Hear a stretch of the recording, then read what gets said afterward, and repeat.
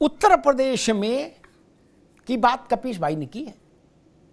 उत्तर प्रदेश में निकाय चुनाव में प्रचार के दौरान कितने राजनीतिक लोग मारे गए, कितनी जगह बमबाजी हुई, ये आंकड़ा तो फिर देना चाहिए ना। नहीं, तथ्य तो पवित्र रखो। क्या अखिलेश यादव जी को हाउस अरेस्ट किया गया? क्या रामगोपाल जी हाउस अरेस्ट हुए? क्या डिंपल जी हाउस अरेस्ट थी? क्या शिवपाल जी हाउस अरेस्ट थे? गजब करते हो भाई, सत्य तो बोलो यार सब लोग। इस आधार पर पश्चिम बंगाल को बरी कर दें, बोले 37 मर गए कोई बात नहीं। नहीं भाई, मैं नहीं कह सकता 37 मर गए कोई बात नहीं। मैंने तो आपको बार बार निवेदन किया कि लोकतंत्र की हत्या अगर किसी को करना सीखना है तो भाजपा से कीजिए, प्रशासन से हत्या कराइए, रेड नोटिस जारी कीजिए, छोटे कार्यकर्ताओं को फटकने मत दीजिए, लाल नोटिस दे दीजिए, और 2-4 बड़े नेता छोड़ दिए। पूरे उत्तर प्रदेश की जो है वो 80 लोकसभा की सीट देखेंगे, इतनी बड़ी। अरे ये किस तरीके की बात है? रामपुर के अंदर जिस तरीके से हुआ, सुप्रीम कोर्ट के अंदर आज वो मुद्दा है, आप मुझे बताइए। और मैं ये कह रहा हूं कि बिल्कुल अगर सरकार की जिम्मेदारी लेनी है तो क्या गोधरा के अंदर जो हुआ, नरेंद्र मोदी जी ने जिम्मेदारी लेके इस्तीफा दिया? गोधरा के अंदर जो 3000 हत्याएं हुई थी उसको ओढ़ा मोदी जी ने? क्या मोदी जी ने ओढ़ लिया 3000 हत्याएं अल्पसंख्यकों की और उन्होंने इस्तीफा दे दिया था? बनर्जी के यहाँ और अगर नहीं किया था तो आज तो प्रधानमंत्री के पद पर हैं। ठीक मुश्किल ये है, ठीक मुश्किल ये है पांडे जी, ठीक है। मैं एक सवाल मुन्ना खान से ले लूं, अभी रुकिए, ठीक बात है। मुश्किल ये है, भारत की राजनीति का सबसे खराब पक्ष ये है कि हम बहुत ज्यादा सेलेक्टिव होते हैं। हमको ये तो गोधरा याद रहता है और उसमें हम मेंशन करते अल्पसंख्यक, ठीक है करिए, लेकिन ये नहीं मेंशन करते कि उससे पहले साबरमती एक्सप्रेस के 2 कोच बाहर से पेट्रोल डालकर, माचिस डालकर जला दिए गए, 57 लोग भस्मीभूत हो गए अंदर मर के। ये मुंह से नहीं बोलेंगे, वोट खराब हो जाएगा, धर्मनिरपेक्षता मर जाएगी, मुसलमान नाराज हो जाएगा, अल्पसंख्यक राजनीति पलट जाएगी। इसी के चलते समाजवादी पार्टी की ये स्थिति हुई, इसीलिए ये स्थिति हुई। आपको एक वर्ग की ही चिंता है, दूसरे वर्ग की चिंता नहीं, यही समस्या। खैर अभी रोकना होगा। मुन्ना खान साहब मसला ठीक, अभी रुके, कपीश जी आपके पास आएंगे तब बोलेगा, अभी रुक जाओ।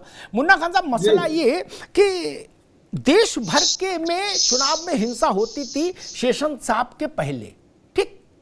जब शेषन साहब चुनाव आयुक्त बने, मुख्य चुनाव आयुक्त भारत के, तो बदलाव शुरू हुआ और उस बदलाव ने यह स्थिति पैदा कर दी कि चुनाव 90% तक हिंसा मुक्त हो गए। क्या पहले कोई जनादेश, हम तो 35 साल के खुद ही जानते, कोई जनादेश रक्त में नहा के ही निकलता था, उससे पहले नहीं निकलता था।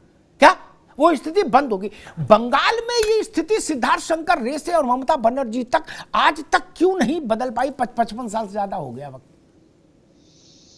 आपने बहुत अच्छा याद दिलाया अमिताभ जी, टीएन सेशन का वो दौर वाकई सराहनीय कार्य से टीएन सेशन, लेकिन अभी जो स्थिति चुनाव दर चुनाव जो बदलते आ रहे, ये बहुत ही बड़ा चिंता का विषय है।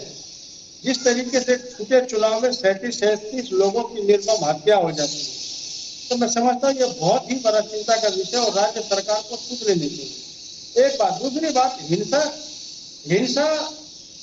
हिंसा का बदला हिंसा नहीं हो सकता। अब कोई हिंसा हुआ, आप उसकी दूसरी हिंसा से तुलना कर लेंगे, 54 साल पहले हुआ था, 20 साल पहले हुआ था, तो मैं समझता हूँ हिंसा का बदला हिंसा से नहीं हो सकता, शांति से हो सकता है। राज्य सरकार के नाकामियों का अगर आज आप छुपाना चाहोगे तो मैं समझता हूँ आने वाले चुनाव में और बहुत ही गहरे परिणाम भुगतने होंगे।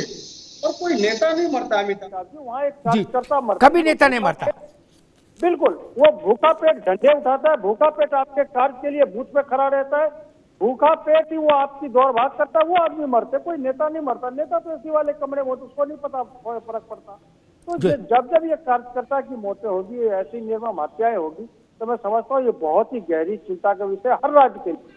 एक सिर्फ बंगाल नहीं, बंगाल में जिस तरीके से लापरवाह होकर के जो बंगाल के मुख्यमंत्री है वो ये पूरे तमाशा देख रही है, तो मैं समझता हूँ उसमें भी सवालिया निशान लगा है कि कहीं न कहीं उसका लचर व्यवस्था दिख रहा है। आप अपने लचर व्यवस्था को दुरुस्त करें और आपको माफी मांग करके ये कहना चाहिए था कि आने वाले चुनाव में मैं इस व्यवस्था को दुरुस्त करूंगी और जो भी हत्याएं हुई है मैं उसका जो उनके मुआवजे हैं वो देने का काम करूंगी, चाहे किसी भी दल का हो। आखिर बंगाल तो नागरिक के थे, युवा तो नागरिक के थे। जितने कांग्रेस के वर्कर मुर्शिदाबाद में ठीक है मुन्ना भाई रुकिए, जीशान एक मिनट रुकिए, जीशान रुकिए, उन लोगों के खिलाफ एक्शन भी लिया जाए। एक मिनट रुकिए, जीशान रुकिए। एक रेट आया चुनाव के दौरान वीडियो के साथ, ऐसा नहीं कि किसी ने फेक कर दिया, वीडियो के साथ आया कि भाई 500 रुपए में बम, 1000 रुपए में और प्रभावशाली बम जिससे और ज्यादा बड़ा नुकसान हो, और 1000-1500 में ग्रेनेड 2000 में, ठीक।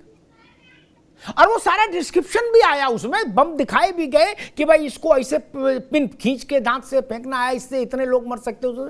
ये मतलब एक इंडस्ट्री खुल गई क्या वहां, इस बिल्कुल व्यवस्थित इंडस्ट्री खुल गई बम की। बोले जी कच्चा माल यहां से आता है, पक्का माल वहां जाता है, इसको सप्लाई उसको सप्लाई, आज ऑर्डर दे जाओ 2 दिन में सप्लाई हो जाएगी। मतलब ये आज के दौर में ये स्थिति है। ये हम लोग 20-30 साल पहले के भारत में देखते थे। आप एक कोई वीडियो के आधार पर, एक वीडियो नहीं, एक वीडियो नहीं, कई वीडियो। तो Agnihotri ji, I am really sorry, मुझे दुख है इस बात की, अगर आप एक वीडियो के ऊपर, एक वीडियो नहीं दोस्त, कई वीडियो। और अगर ऐसे ही बात है तो एनआईए क्या कर रही है? सो रही है? देश की एनआईए क्या कर रही है? अगर कोई स्टेट को आप इंडस्ट्री ऑफ बॉम्ब कहते हैं, एनआईए को तो फिर ताला लगवा लेना चाहिए अपने ऑफिस में। They should shut down their offices. जी, जिम्मेदारी है, त्याग पत्र देना चाहिए इस हिंसा पे। अरे सबसे पहले प्रधानमंत्री को त्याग पत्र देना चाहिए देश से, त्याग पत्र दे देना। प्रधानमंत्री को त्याग पत्र देने बोलिए। किसान के ऊपर जुल्म करने के लिए, मुख्यमंत्री से मांगे कि अल्पसंख्यक के ऊपर जुल्म करने के लिए, दलितों के ऊपर जुल्म करने के लिए, अरे इस तर्क से 37 हत्याएं जस्टिफाई हो जाएगी जीशान। फल है और निश्चित तौर पे अगर दाम बढ़ाने के लिए, बंगाल में पेट्रोल का दाम बढ़ रहा है, गैस का दाम बढ़ रहा है, गरीब सो नहीं पा रहे रात में। एक मिनट रुकिए, अशोक जी रुकिए, जीशान रुकिए, दोनों को रोकिए, दोनों को रोकिए। एक तर्क आया जीशान, अशोक पांडे जी सुन लीजिए, सवाल सुन लीजिए फिर बोलेगा। एक तर्क जीशान ने दिया कि भाई गैस के दाम बढ़े, पेट्रोल के दाम बढ़े, गैस के दाम बढ़े, इस तर्क से ये 37 लोगों की राजनीतिक हत्या जस्टिफाई हो जाएगी क्या अशोक पांडे जी? नहीं, मतलब पेट्रोल के दाम बढ़े इसलिए 37 मर गए, मार देंगे हम। अजब तमाशा हो रहा है। रुकिए जीशान, अभी रुकिए, अशोक पांडे जी। जी देखिए, दुर्भाग्य है, इन लोगों को मनुष्य की कीमत नहीं मालूम है, सिर्फ वोट की कीमत। जिस तरह से बक्सा लेके भाग रहे हैं, जिस तरह से माताओं बहनों की कोखे उतार रहे हैं, मेरा ये मानना है एक मिनट भी ममता बनर्जी को अपने पद पे रहने का हक नहीं है। नैतिक रूप से जिम्मेदार है, उन्हें पहले त्याग पत्र दे देना चाहिए, इसमें कोई दो राय नहीं है। और मोदी को रिजाइन देना चाहिए सबसे पहले, देश सुधर जाएगा। के पहले उनसे त्याग पत्र लेना चाहिए। नरेंद्र मोदी को त्याग पत्र देने बोले। ममता बनर्जी के है, निश्चित तौर पे उन्हें त्याग पत्र दे देना चाहिए, तब हम मानेंगे। तो ममता बनर्जी अपने पद से तत्काल हट जाए। ठीक, रुकिए अशोक पांडे जी। कपिल जी, एक बहुत वैलिड सवाल खड़ा होता है, अगर सरकार ये कह रही, पार्टी नहीं, अगर सरकार ये कह रही राज्य की कि भाई फलाने ने ये ट्वीट किया इसलिए हिंसा हो गई, ढिकाने ने ऐसा बोला, उसने ऐसी बाइट दी इसलिए हो गई, तो बोलने के बाद चुप नहीं हो जाने चाहिए सरकार को?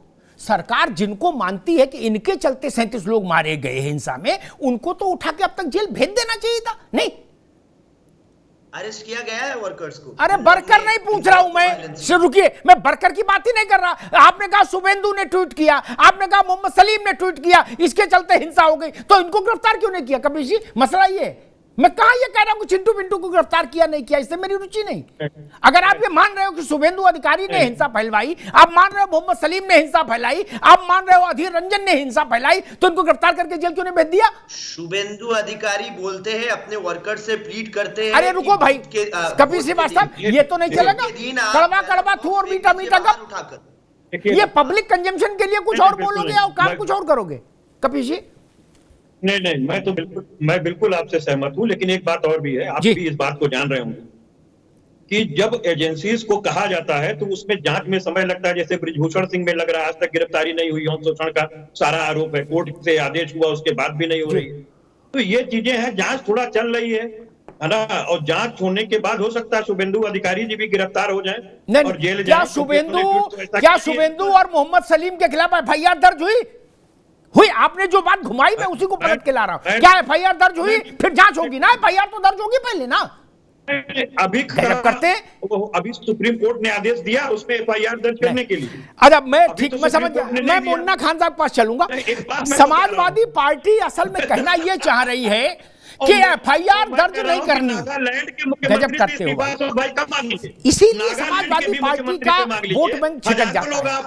अभी रुकना होगा कपिश भाई, रुकना होगा। मुन्ना खान साहब, मैं तो एक ही बात जानता हूं, जो सरकार ये कहे कि रामलाल श्यामलाल मोतीलाल ने हिंसा फैलाई, वो ये बोलने से पहले, बाइट देने से पहले रामलाल श्यामलाल मोतीलाल को जेल क्यों नहीं भेज दे?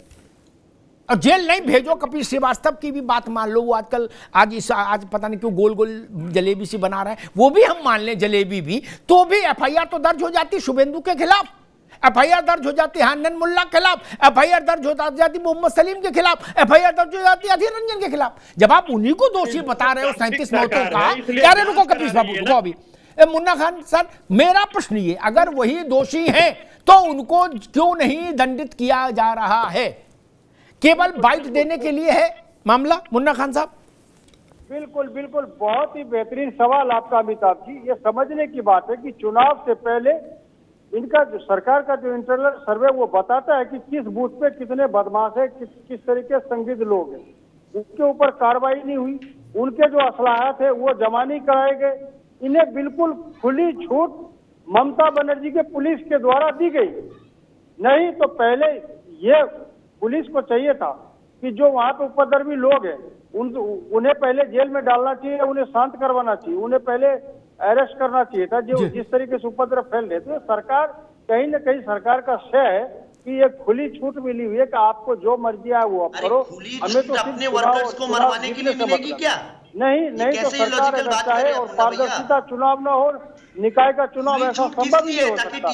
चुनाव कई और राज्य में हुए, सिर्फ बंगाल में, बंगाल के जो बदमाश है उन पे ही खून नहीं है। वो बंगाल के बदमाश क्योंकि वहाँ पुलिस कार्रवाई नहीं कर पा रही है, कहीं ना कहीं पुलिस के हाथ बंधे हुए हैं वहाँ के मुख्यमंत्री के द्वारा। इसलिए आज वहाँ पे बंगाल के जो बदमाश है, जो बंगाल के डॉन कहे जाते हैं, जो आज लोकतंत्र की बार बार हत्या कर रहे हैं, वो कहीं ना कहीं इसलिए उजागर है क्योंकि वहाँ पे पुलिस के हाथ बंधे हुए और कहीं ना कहीं ममता बनर्जी के इशारे पे। ठीक है मुन्ना खान साहब, अशोक पांडे जी के पास चलूंगा। ठीक है मुन्ना भाई, ठीक है जी। अशोक पांडे जी, टीएमसी कह रही है कि एनआईए क्या कर रही है? एनआईए मूंगफली खा रही है बैठ के, कहने का आशय उनका ये है। क्या अब केंद्र सरकार में आपकी सरकार है, क्या अब आप ये एश्योर करेंगे कि एनआईए पश्चिम बंगाल में सक्रिय होगी? क्योंकि जिस ढंग के दृश्य आए हैं, कट्टा तमंचा नहीं, बम और ग्रेनेड खुलेआम बेचने वाला, मैं तो सोच रहा था ये पीओके का वीडियो है क्या? बाजार लग गया इसका, बम और ग्रेनेड का, और खुलेआम बिक रहा। केंद्र सरकार निश्चित है इस दिशा में कार्रवाई करेगी, इसमें कोई दो राय नहीं है। लेकिन जो दृश्य सामने आए हैं, जो पता है कि जिस तरह से विधानसभा के चुनाव में ढेला फेंका गया तो मोदी जी ने भाषण किया, उन्होंने कहा इन्हीं पत्थरों को जुटा के राम सेतु हम बनाने आए हैं, वो हमला हुआ।